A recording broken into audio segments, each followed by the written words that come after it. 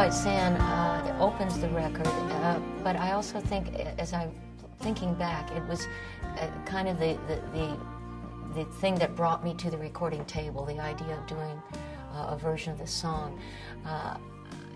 This song was first recorded by Karen Brooks back in maybe 1982, I'm trying to think, and Brian Hearn, who is my ex-husband, and produced all my early records, and now this is the first album that we've done together in many years. He produced that album for Karen Brooks, and that track, Shores of White Sand, and I always felt a little jealous, you know, that I loved her version of it, but I thought, like, why didn't you bring me that song, you know? And I always thought, well, maybe someday, when enough time has passed, I might try my hand at it, but really had put that idea aside.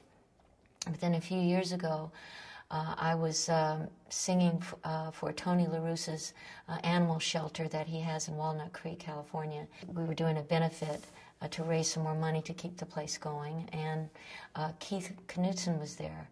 Keith had played on Karen's version of it. He had also, I knew Keith, he had gone on the road with me many years ago, but I hadn't seen him in a long time. It wasn't too long after that he died of cancer. I didn't realize he was that ill. And that got me thinking about Keith. It got me thinking about that song again and how much I loved the song. And I approached Brian and said, do you think that we could get permission to use Keith's drum track, and kind of in memory and honor of Keith, we could build a track around that? And he said, well, you know, we can ask. And in asking, ask and you shall receive, we were given permission and Karen Brooks' blessing to use the original track in total.